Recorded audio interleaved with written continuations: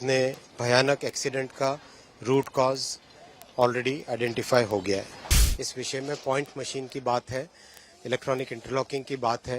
Electronic interlocking में जो change किया जिसके कारण ये दुर्घटना हुई, वेडनेसडे मॉर्निंग तक कंप्लीट रेस्टोरेशन होके गाड़ियां नॉर्मल तरीके से चलने लगे। कल माननीय प्रधानमंत्री श्री नरेंद्र मोदी जी ने आके साइट का इंस्पेक्शन किया था और उन्होंने इंस्ट्रक्शंस दिए। उस इंस्ट्रक्शंस के हिसाब से कंप्लीट तेजी से काम चल रहा है।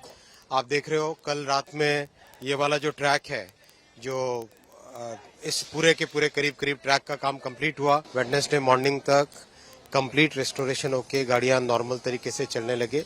वो हो, इंक्वायरी भी कंप्लीट कर ली गई है।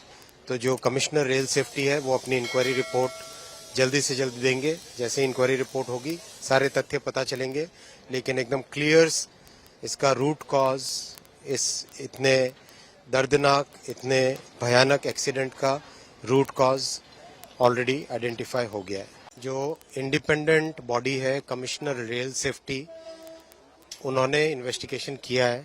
मेरा इस वक्त कमेंट करना ठीक नहीं होगा। Let the inquiry report come out, but the cause of the accident has been identified and the people responsible have been identified. So अभी कुछ भी कहना ठीक नहीं है। Let the entire thing be investigated by the proper investigating authorities. हमारा सारा का सारा फोकस रेस्टोरेशन पे।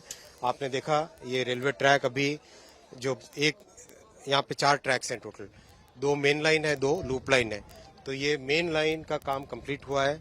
अभी उसका OHE का काम चल रहा है। अभी ट्रैक की टेस्टिंग चल रही है। वो जो गाड़ी है ट्रैक की टेस्टिंग करके आ रही है। दोपहर शाम तक एक ट्रैक कंप्लीट हो जाएगा। दूसरा ट्रैक लगना चालू हो गया। देख रहे हैं आप यहाँ पे पटरियां बिछ रही है उनकी, और ये सारे के सारे स्लीपर्स बिछे जा चुके हैं। इसका भी आज काम कंप्लीट होगा। कोशिश जो टारगेट लिया हुआ है बुधवार की सुबह तक कंप्लीट नॉर्मल सिचुएशन लाने का, उससे सफिशिएंटली पहले कंप्लीट करेंगे। 270 ऑफिशियल आंकड़ा उड़ीसा सरकार ने दिया है। क्या कहना चाहिए, जिस तरह से लोग बहुत ज़्यादा परेशान हैं, ये मेन रूट है पूरी भुवनेश्वर के लिए, लगातार आप लोगों का काम जारी है, तो कितना बड़ा क्षति है? डेफिनेटली इसके ऊपर इतनी तेजी से काम करेंगे। सारे के सारे रिसोर्सेज मोबिलाइज किए गए और आप देख ही रहे हो काम की गति। इस मेन रूट को जल्दी से जल्दी रिस्टोर किया जाएगा। कवच का इससे कोई संबंध नहीं। कल ममता जी आके बोल के गई थी, उनको जितना इस विषय के बारे में जानकारी होगी उसके हिसाब से उन्होंने कहा। ये विषय अलग है। इस विषय में पॉइंट मशीन की बात है, इलेक्ट्रॉनिक इंटरलॉकिंग की बात है।